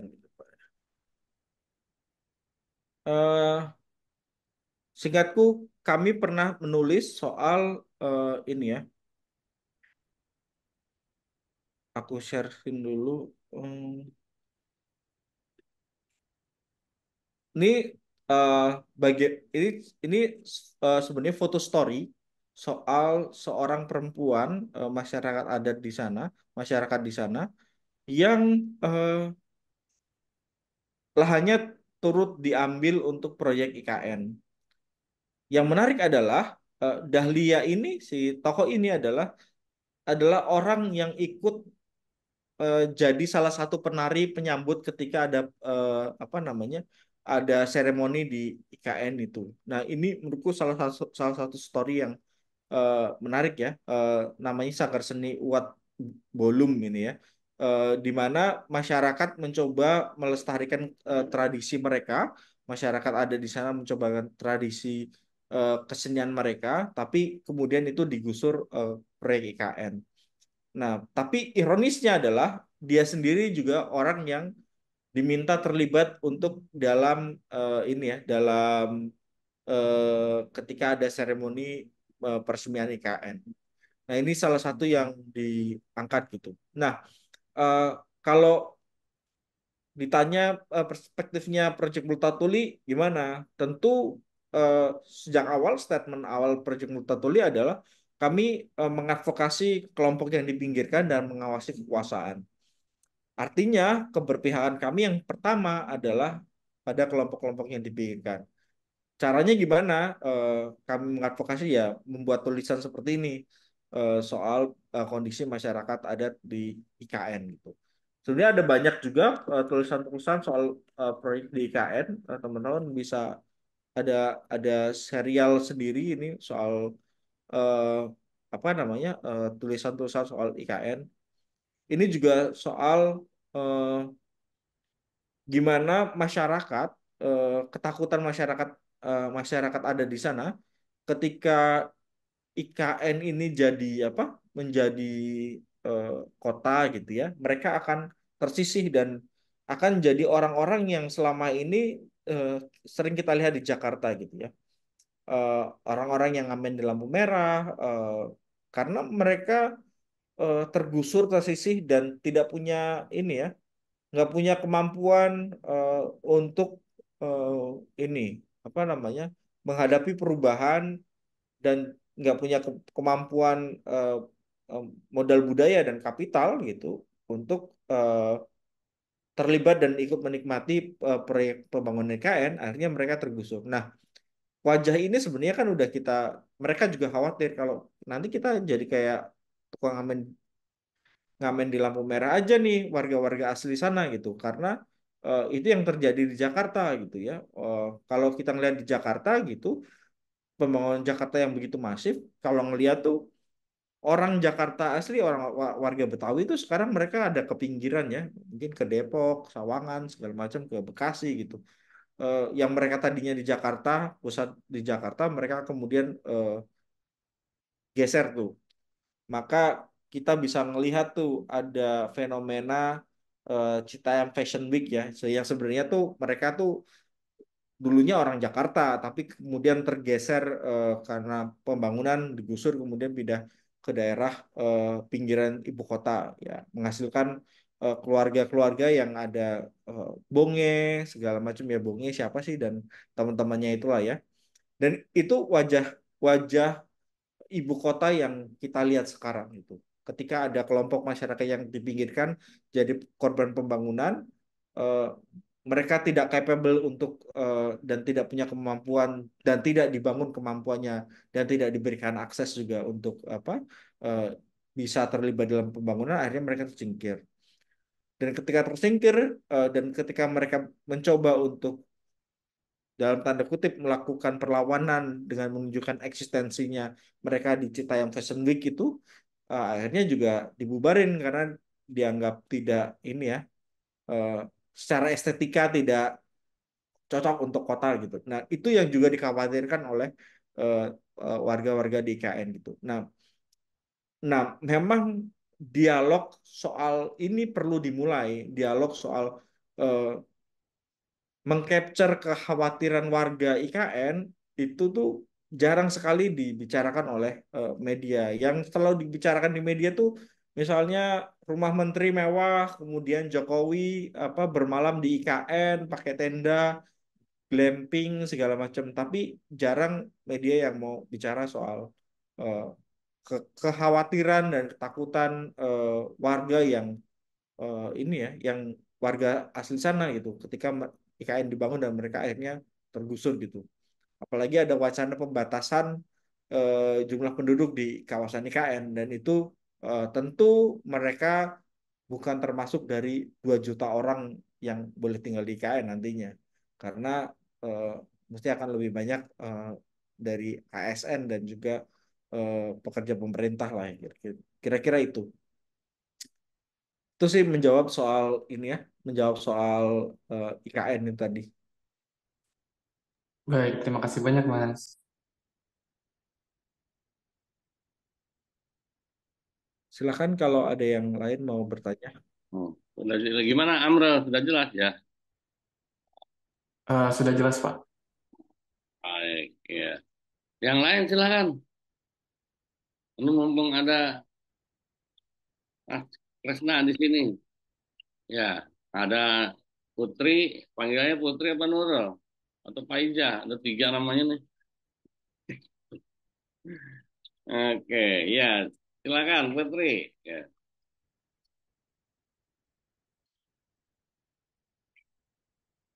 ya silakan Nurul. Masih mute itu.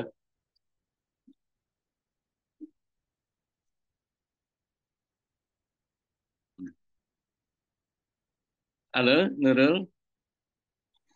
Maaf Pak, tadi jaringannya agak terganggu. Sekarang Oke, suara saya ya. sudah jelas belum ya Pak? Ya, jelas, jelas, jelas. Silakan. Baik, terima kasih Pak Sutisna dan Mas Kresna atas pemaparannya. Tadi sangat menarik banget materinya. Dan saya tertarik sama ini sih Mas, mau tanya. Kan tadi tuh untuk waktu apa wawancara dan juga peliputannya itu tuh terbilang cukup lama ya. Nah, kira-kira tuh pernah nggak sih ketika peliputan di tengah-tengah peliputan itu tuh ada hambatan yang kayak kemungkinan itu tuh nggak bisa buat melanjutkan liputan itu. Dan gimana sih caranya teman-teman dari Project Multatuli untuk mengatasi itu dan tetap untuk melanjutkan project itu? Mungkin itu aja pertanyaan saya. Terima kasih. Ya, terima kasih Putri atas pertanyaannya. Nah, aku mungkin lupa menyampaikan ini ya.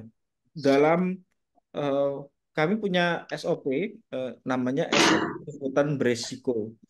Jadi kita ada standar operation prosedur untuk liputan beresiko. Jadi sejak awal ketika kita mau berangkat liputan, kita sudah mapping risiko atau tantangan yang akan kita hadapin di lapangan. Eh, Gunanya buat apa? Pertama, yang pasti buat keselamatan. Keselamatan jurnalis, keselamatan narasumber. Karena tidak ada berita seharga nyawa lah kira-kira gitu.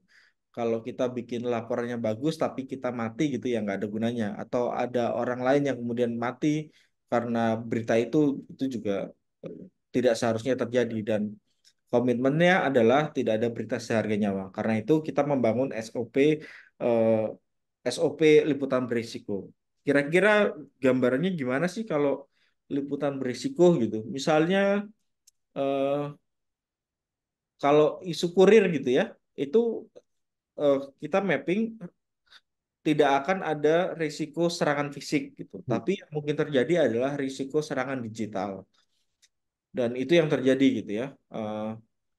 Dan ketika ada eh, eh, kita sudah memetakan ada risiko serangan digital, maka yang perlu kita amankan adalah keamanan digital. Keamanan digital itu apa aja? Ya termasuk misalnya mengamankan email atau dokumen-dokumen atau mengamankan hasil wawancara. Jadi ketika kita ke lapangan wawancara dengan eh, narasumber, ketika kita sadar bahwa ini ada risiko serangan digital, em, eh, hack atau apa gitu ya. Jadi data-data itu semuanya sejak awal kita backup. Jadi ada aplikasi yang eh, eh, sederhananya sih kita sharing aja lah kalau misalnya masuk ke Google Drive gitu. Kemudian di sharing supaya beberapa orang punya file yang sama sehingga kalau terjadi apa-apa itu bisa dilakukan. Oke, kemudian soal narasumber gitu ya. Narasumber gimana keamanan narasumber? Eh, Project Multatuli cukup eh, konsen dengan narasumber, misalnya eh, apakah narasumber harus disamarkan demi keamanan gitu-gitu, atau memang cukup kayaknya kita juga mapping kayaknya nggak terlalu urgent untuk apa namanya disamarkan gitu. Nah, ketika di lapangan memang ada problem di mana eh, em, yang kemudian narasumbernya nggak mau ngomong atau eh, kita sudah ke lapangan tapi nggak bisa dapat apa-apa gitu. Tapi itu jarang sih, karena sejak awal kita Project Multatuli cara kerjanya salah satunya tuh menggunakan kontributor lokal. Jadi misalnya kita mau liputan soal IKN atau liputan soal di Kalimantan gitu, soal tambang gitu ya. Jadi Project Multatuli tidak akan berangkat ke sana sendiri atau tidak akan tiba-tiba langsung datang ke lokasi tanpa ada orang yang bisa jadi guide untuk kita ketemu sama narasumber kunci. Biasanya kita ada kontributor yang sudah melakukan penjajakan di lapangan. Dan kontributor itu biasanya orang lokal sana yang memang udah tahu seluk-beluknya, udah tahu orang-orangnya siapa yang bisa diwawancara dan punya kedekatan, eh, tahu wilayah gitu-gitu. Jadi ada mapping di sana. Nah, kolaborasi dengan lokal media juga kita lakukan untuk meminimalisasi problem-problem itu tadi. kalau tiba-tiba ada sesuatu halangan di lapangan gimana. Nah, tadi ngomongin soal persiapan, kemudian ada soal eh, mapping risiko. Kalau ancamannya fisik gimana ya? Kalau ancamannya fisik, eh, biasanya kita ada standar prosedurnya juga. Kita harus ngapain kalau ada ancaman fisik, harus kemana? Semuanya itu udah direncanain. Misalnya ketika ada mau liputan ke Kalimantan misalnya soal tambang gitu. Kemudian, oh ini ada resiko ancaman fisik. Oke, pertama yang akan kita mapping di lokasi apa?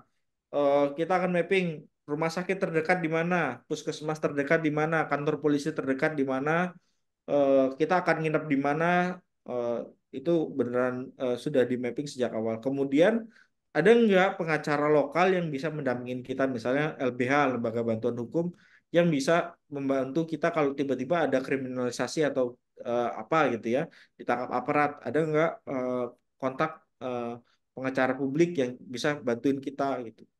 Jadi sejak awal mapping itu sudah dilakukan dari mulai fisik, digital, kriminalisasi, itu semuanya udah di mapping sebelum kita berangkat ke lapangan.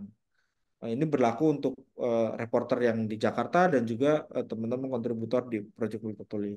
Tapi sebagian besar sih kita kita punya ukuran yang jangan deh ini kayaknya urusannya tuh sampai ke nyawa ya.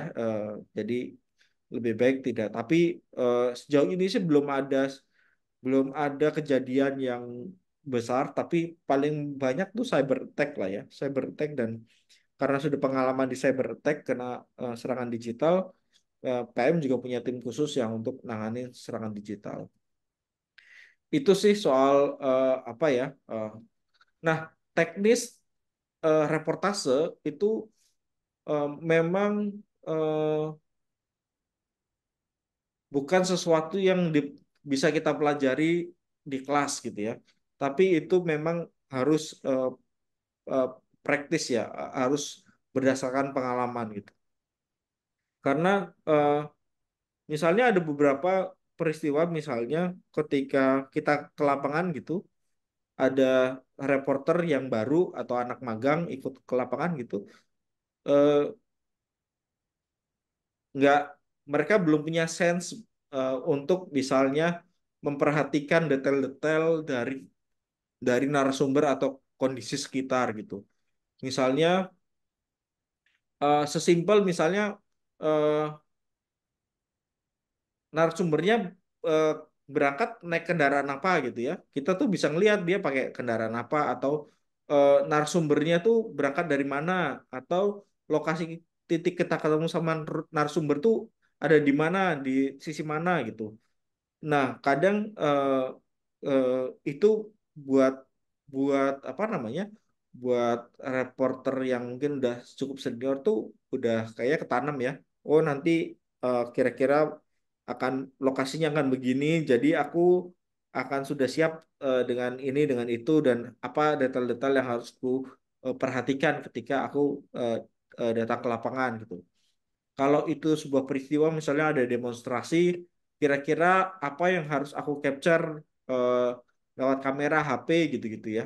Nah, kalau aku biasanya, karena aku orangnya agak pelupa gitu, jadi biasanya kalau aku datang ke lapangan, yang pertama kali aku lakukan ke lokasi, itu aku ngerekam pakai HP.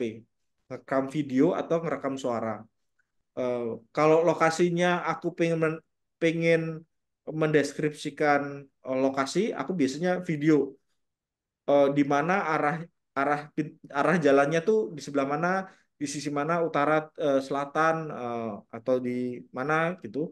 Kemudian aku lokasinya di mana, titik peristiwanya di mana, itu aku rekam. Terus kemudian eh, kalau aku menemukan sesuatu yang menarik gitu kan, oh ternyata eh, ketika ada kebakaran misalnya, eh, eh, ada ibu-ibu yang sejak awal tuh pagi udah ngeliatin gitu ya. Dan itu eh, aku tuh bisa otomatis nyalain rekaman, terus aku ngomong, oh nah, ada ini, di sini ada ini, di sebelah sini ada pom bensin, gitu-gitu ya. Jadi kalau setiap ada sesuatu yang menarik, aku langsung pakai rekaman supaya mudah ingat gitu. Nah, karena sekarang udah canggih ya teknologinya, ya modal pakai HP aja. Rekaman HP, foto, semuanya tuh ini ya dimaksimalkan lah ketika kita terjun ke lapangan. Eh, Menurutku salah satu yang menarik karena kita juga semuanya sudah digital. Kalau teman-teman tadi aku nge-share soal liputan di Lampung gitu, salah satu temuan kami yang akhirnya mengungkap adanya monopoli itu tuh hanya salah satunya bersumber dari sebuah foto dokumen. Jadi ada satu dokumen yang waktu itu reporter eh, kontributornya Perciputa Tulik datang ke lapangan, kemudian di lokasi proyek pengerjaan jalan dia memfoto dokumen yang punya si mandor proyek. Nah, di dokumen itu ada ada sekitar 4 nama orang eh, yang ada di sebuah PT ya gitu ya, PT yang mengerjakan proyek itu. Nah, dari dokumen itu, nama-nama itu ketika kita foto, kita ternyata tahu bahwa 4 orang itu ternyata juga bekerja untuk perusahaan lain yang juga mengerjakan eh, proyek yang sama di jalan lokasi yang sama di tahun-tahun sebelumnya. Jadi dari tahun 2019 sampai tahun 2023, jalan itu tuh di lokasi itu tuh selalu rusak, yang dilewatin Jokowi itu selalu rusak. Tapi setiap tahun tuh ada anggaran proyek untuk mengerjakan benerin jalan di sana, tapi perusahaan yang menang itu beda-beda. Ternyata ketika kita cek dokumen terakhir yang ya apa dokumen random aja lah ya, foto-foto yang dibikin sama reporter, itu kita dapat nama-nama ternyata dulu tahun 2021 si A itu jadi mandor proyek di sini. Padahal PT-nya beda, tapi sekarang dia di PT ini yang ngerjain lokasi jalan yang berbeda gitu. Nah, itu jadi clue yang cukup ini ya, cukup cukup menarik eh, ketika kita bikin investigasi. Nah, salah satu juga eh, ini liputan lamaku ya di waktu masih kerja untuk Tirto, pentingnya reportase. Jadi waktu itu aku sedang mau mewawancara eh, seorang komisioner Komnas HAM, dan aku janjian ke sana. Datang ke sana ke kantor Komnas HAM, tapi ternyata dia nggak ada tuh. Jadi aku seharian nungguin dia eh, di kantornya Komnas HAM gitu. Dari pagi sampai sore lah gitu. Terus besoknya lagi nggak ada kabar. Tapi aku datangin lagi tuh ke sana. Terus aku ngelihat di papan apa kehadiran, jadi biasanya itu ada papan kehadiran gitu, si komisioner ini, terus nanti ada atau tidak ada di tempat gitu, ada tulisannya gitu. Nah, aku menandai ada satu satu komisioner yang dia nggak pernah ada tuh, nggak pernah hadir. Nah, terus ngobrol sama satpam, ternyata satpam masih tahu, oh itu lagi dinonaktifkan. Loh, kok nggak pernah ada beritanya, kenapa dinonaktifkan? Nah, dari satpam kemudian ngobrol sama pekerja ya resepsionis lah gitu. Dikasih bocoran, terus ada yang ngasih dokumen. Ternyata eh, setelah itu aku nelusurin, ternyata ada dugaan kasus kasus korupsi eh, ini ya, apa namanya? eh, sewa rumah untuk pejabat di komisioner gitu, komisioner Komnas HAM. Eh, dari informasi itu aku cuman modal bekal alamat rumah si komisioner itu. Nah, aku nyamperin di daerah Bekasi sana. Ternyata rumah yang aku datengin itu ternyata eh, perumahan baru, kosong, dan alamat dengan nomor yang aku tuju itu ternyata kantor marketing. Nah, kantor marketing itu ternyata marketingnya itu temannya si komisioner Komnas HAM. Jadi modusnya eh, bilang si komisioner Komnas HAM bilang kalau dia itu mau menyewa rumah dinas untuk rumah dinasnya dia. Jadi ada anggaran sekitar 330 juta kalau nggak salah 1 tahun untuk sewa rumah. Itu asumsinya sewa rumah di Jakarta. Tapi dia nyewa rumah di perumahan, pura-pura nyewa rumah di perumahan temannya dia gitu, yang dibangun sama temannya dia. Jadi ternyata duitnya ditransfer ke rekening temannya dia, terus kemudian duitnya itu ditransfer balik ke rekening pribadi si komisioner Komnas HAM itu. Modusnya itu. Tapi semua itu bermula dari pengamatan, oh ada satu komisioner yang nggak pernah hadir.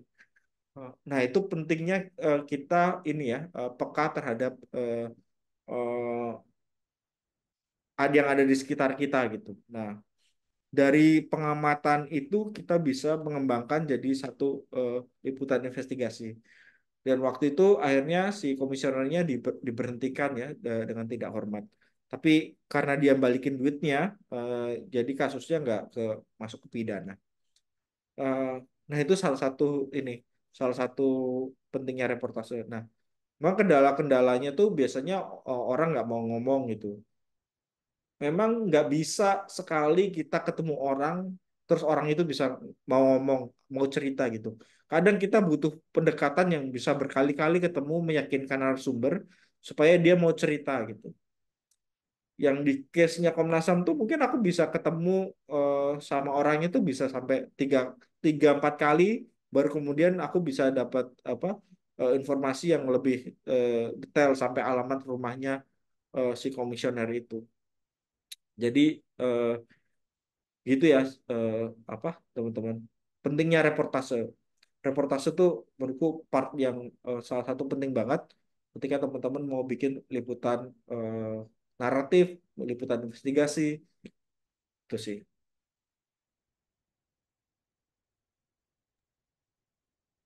Oke, terima kasih. Gimana, Putri? Terjawab, Pak. Terima kasih Bapak dan juga Mas Kresna atas jawabannya. Ya, panjang lebar itu harus terjawab. Ini pengalaman ya. Oke, ini diskusi ini sangat menarik ya. Sebenarnya kita ingin lebih banyak waktu nih untuk berdiskusi. Nah, ini juga baru dua yang ekspresikan. Silakan ini kalau mau ini ajukan pertanyaan bisa juga di chat ini supaya kita punya gambaran apa saja sih yang masih ingin dipahami oleh mahasiswa ya.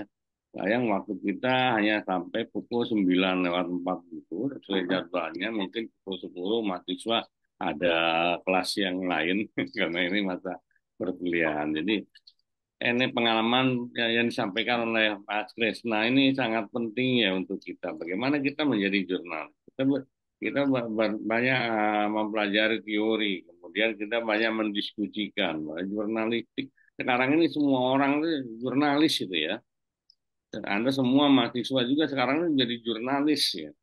Bayangkan datang ke mall, selfie, jepret, kemudian di-share ke WAG gitu. Kita merekam fakta peristiwa, kemudian menyampaikan pada pihak lain itu sudah jurnalistik, itu kegiatan jurnalistik ya. Itulah inti jurnalistik. Nah, sehingga kalau kita lihat 9 prinsip jurnalistik ini yang dari dulu sudah dipahami, kita pahami oleh awam sekalipun gitu ya. Kita harus ingat ada poin ke-10 kan, siapapun yang bertindak sebagai jurnalis harus taat ke 9 itu. Jadi, nah itu perlu pahamnya. Nah, kita memahami persis seperti apa lah jurnalis itu. Jadi etikanya ada dan sebagainya. Ditambah sekarang ini setiap jurnalis dalam jurnalisme penting, sangat penting tidak hanya reportase, tapi di sini reportase itu yang investigatif. Jadi kita betul-betul menginvestigasi, sehingga seorang jurnalis juga perlu memahami bagaimana kita memperoleh fakta yang benar. Penelitian itu perlu juga, ya betul penelitian ya, ya kritis, logis, kemudian apalagi sistematis, metodologis dan sebagainya itu perlu juga diterapkan dalam jurnalisme. Kemudian juga sekarang ini selain jurnalisme investigatif, pada juga dikenal sekarang jurnalisme data ya. Itu harus didukung oleh data, fakta apa yang disampaikan tuh dalam menyampaikan dalam jurnalisme ini. Penting sekali jurnalisme data dan sebagainya ini sangat penting bagi kita, apalagi ditambah sekarang ini dengan merebaknya dunia online ya. Mas Kresna juga pertama kali udah pengalaman jurnalismenya ada online ya, Ya, di Yogyakarta di Jogja itu. Jadi ya, udah online, apalagi online itu kan salah satu sifatnya itu dia adaptability ya. Dia memasukkan berbagai teknologi di situ sehingga sekarang nih orang storyline aja, storytelling tidak hanya orang bercerita lisan ya, tapi juga bisa dengan tulisan, bahkan bisa dengan video dan sebagainya, itu semua masuk kategori storytelling. Orang kan karena di Indonesia, saya kira tidak hanya di Indonesia ya, di seluruh dunia manusia itu dari mulai bayi diajari dengar cerita. Kalau mau tidur, anak kecil kan didongengi oleh orang tua. Mas Fitna juga mungkin waktu ada Mas Fitna punya putra kan? Belum, belum. Oh belum ada ya. Kalau yang udah punya putra, pengalaman saya ada anaknya waktu bayi mau tidur dibacakan dongeng. Nah itu sudah dari kecil, dari balita sudah begitu sehingga tertanam di alam bawah sadarnya sehingga sampai dewasa ya orang tuh senang dalam cerita. Itu masih karena Izin sudah begitu Pak, udah budaya. mau menambahkan dikit tadi disinggung oleh Pak Sutisna soal jurnalisme data. Nah, ini juga yang hal Hmm. yang penting yang menurutku teman-teman perlu kuasai ya, teman-teman yang kuasai soal data gitu. Nah, data driven journalism itu tuh sekarang udah berkembang pesat di luar gitu ya. Di Indonesia kayaknya kita baru kenal data journalism. Saya sih pribadi baru pertama kali ikut apa kenal jurnalisme data itu tahun 2016 lah ya. Waktu itu beli Komang, pemretnya Tempo itu baru kuliah dari luar negeri, kemudian pulang-pulang ke Indonesia bawa ini apa namanya materi jurnalisme data dan saya ikut pernah kelasnya beliau dan sejak itu juga tertarik dengan data driven journalism. Nah, data driven journalism ini eh, cara kita untuk bikin liputan investigasi tapi berdasarkan data. Data itu bukan cuma data informasi tunggal tapi data yang jamak. Aku contohkan dikit tadi ya yang di liputan soal proyek tender ini. Nah, liputan proyek tender ini bermula ini dijelaskan di sini ya, bermula dari eh, peristiwa ini terus kemudian tim kolaborasi mengumpulkan data proyek jalan di Lampung tahun 2020 sampai 2022 dari LPSE Lampung. LPSE itu ini ya kayak website penyediaan barang dan jasa yang tender barang dan jasa yang milik pemerintah gitu. Dan ini bisa diakses publik dengan kata kunci jalan. Data itu dibersihkan, diverifikasi, hasilnya ada 101 proyek jalan yang dikumpulkan dan diolah dengan nilai 1,9 triliun. Nah, salah satu eh, eh, analisisnya adalah ternyata eh, dari 1.000 proyek ini yang nilainya 1,9 triliun, itu kita melihat dari analisis datanya hanya segelintir aja perusahaan itu yang didominasi sama perusahaan-perusahaan yang itu aja yang berkali-kali dia menang gitu dan nilainya itu gede banget gitu. Nah, kami waktu itu kerja untuk eh, kita putuskan untuk kita ngambil proyek yang nilainya hanya di atas 10 miliar. Dan ternyata di atas nilai 10 miliar, perusahaan-perusahaan yang menang tuh perusahaan itu aja dan mereka itu ternyata tadi yang aku cerita orangnya adalah orang-orang yang sama aja, orang-orang yang sama tapi perusahaan atau benderanya itu beda gitu. Nah, itu kami menemukan ada modus yang namanya monopoli dengan pinjam bendera. Jadi datanya yang aku tadi buka di sini, misalnya ini data 25 perusahaan yang paling banyak menangkan ini ya. Kita bikin visualisasinya. Yang pertama PT ini, PT ini, PT ini, dan semua PT ini ternyata satu sama lain tuh terkoneksi. Eh, Kita juga bikin mappingnya. Bentar, aku tunjukin ya mapping mapping jalannya tuh di sini ya. Ada mapping. Oh sorry, kenapa ini nggak buka ya?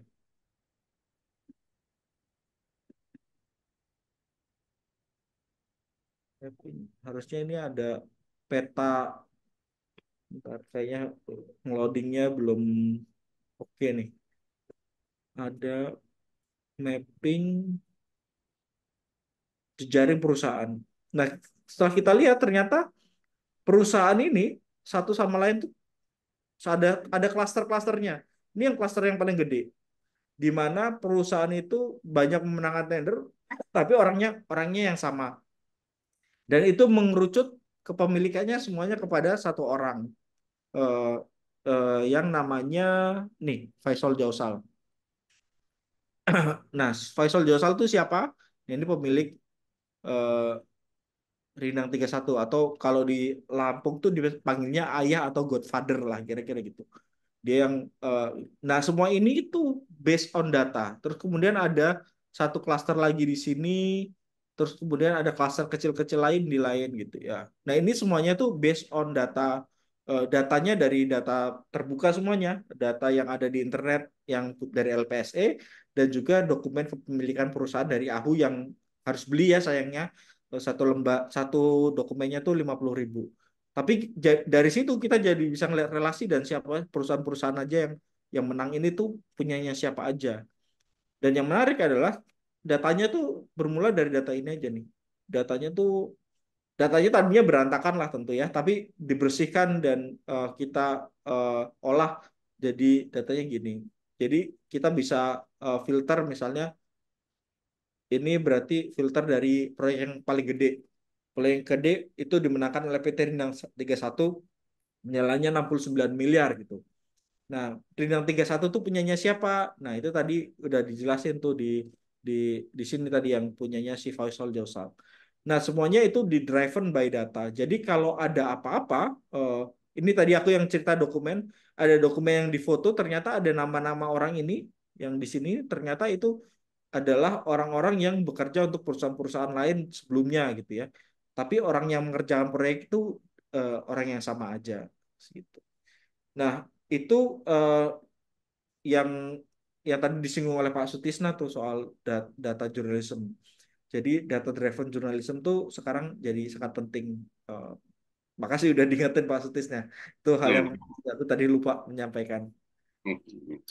Oke.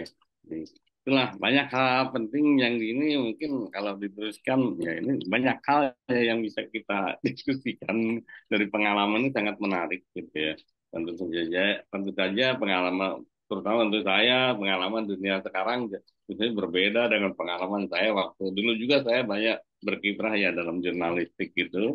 Dulu Swidi Tono pernah dengar namanya Swidi Tono. Iya. Tahun itu teman-teman akrab saya waktu kuliah, Pak. Jadi kita memang dulu banyak berkecimpung dalam dunia jurnalistiknya. Oke, baik. Em, Betapapun menariknya kita untuk berdiskusi semua, tapi waktu jualah yang membatasi kita. Ya, sehingga forum kita pada pagi hari ini terpaksa harus kita akhiri. Ya, mudah-mudahan apa yang disampaikan Mas Krisna pada pagi ini bisa menimbulkan manfaat yang sebesar-besarnya bagi kita semua di sini ya. Oke.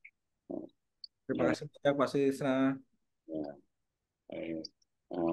Untuk Mas Krisna, kami mengucapkan sekali mengucapkan banyak terima kasih atas keluangan waktunya. Ya, untuk sebenarnya tadinya kita merencanakan dosen tamu ini secara offline, tetapi uh, kampus sudah menetapkan bahwa minggu ke-8 dan minggu ke-9 itu pertemuan perkuliahan praktikum semua dilakukan secara online karena minggu ke-8 ini sudah mulai pada pulang kampung nih mahasiswanya. Udah Nanti mulai, minggu Pak. ke-9 setelah lebaran juga mungkin belum semua kembali ke Bogor begitu ya. Jadi 8 dan 9 ini kebetulan sudah ditetapkan secara online, dan kita juga secara online. Tapi walaupun online tidak mengurangi ya nilai kemanfaatan dari pertemuan kita. Kali lagi terima kasih banyak Mas Terima Krisna, kasih banyak, Pak. sehat dan sukses dalam setiap langkahnya ke depan. Ya, baik. Terima kasih banyak teman-teman semuanya udah mengundang. Sampai Baik, lagi. ada yang ingin disampaikan tuh Mas Krisna nih dari siapa yang mewakili dari teman-teman silakan. Udah Pak, cukup Pak. Oke, nah, kontak Mas Krisna ada di saya. Iya, boleh boleh silakan kalau mau apa namanya eh, mau tanya-tanya soal apa bisa ke emailku, ke aku ketik di sini ya. Kresna at project multatuli.org. Oke, terima kasih Pak. Ya, oke. Ya, ini. Oh, baik, gitu. Nah, nanti di saya juga ada kontaknya, bisa. Ini emailnya ya. Ya, Ya, emailnya bisa sama. Oke, dengan demikian kita akhiri pertemuan kita. Terima kasih Mas Krisna, terima kasih teman-teman semua mahasiswa. Eh, Dan kita akhiri forum Zoom ini. Assalamualaikum warahmatullahi wabarakatuh. Terima kasih Mas Krisna ya. terima kasih Pak. Ya, mari teman-teman pamit ya. Terima kasih, Pak.